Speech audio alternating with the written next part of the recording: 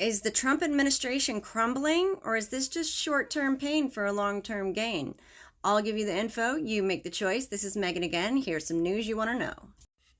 Donald Trump and Elon Musk's relationship has reportedly deteriorated due to tensions within the administration.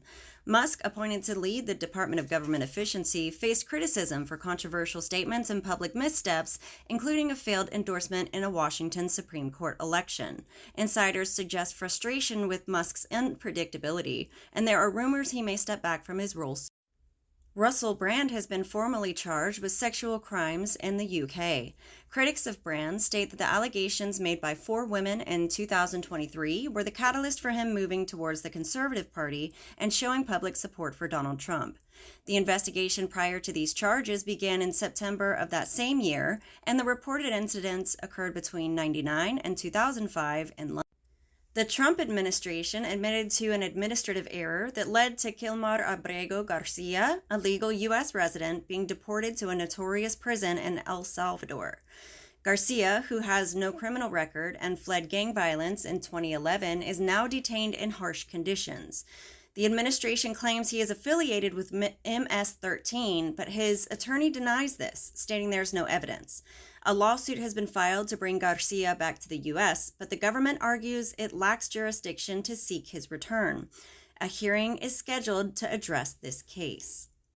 The Trump administration has eliminated the CDC's Assisted Reproductive Technology Surveillance Team, which tracked IVF success rates across the U.S., despite Trump's previous claims of being the fertilization president and supporting IVF access. This decision could hinder patients' ability to make informed choices about clinics, reduce transparency in success rates, and slow advancements in infertility research, creating barriers for those seeking IVF. The announcement of sweeping tariffs by President Trump caused global market turmoil, with the S&P 500 experiencing its worst drop since the C-19 pandemic, falling 4.8%.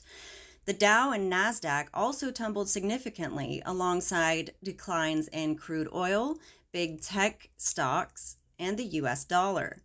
Economists warned that the tariffs could slow U.S. economic growth by 2 percentage points, raise inflation close to 5%, and increase annual household costs by an average of $2,100, creating uncertainty for businesses and families alike. While Trump remains optimistic about his trade policies, investors and analysts express concerns about the broader economic impact.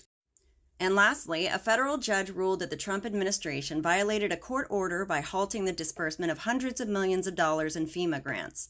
The judge found that the administration's manual review process imposed an indefinite pause on payments, breaching a previous injunction. The ruling orders FEMA to immediately resume grant disbursements, addressing concerns raised by Democratic state attorneys generals about the impact on programs for disaster relief and public safety.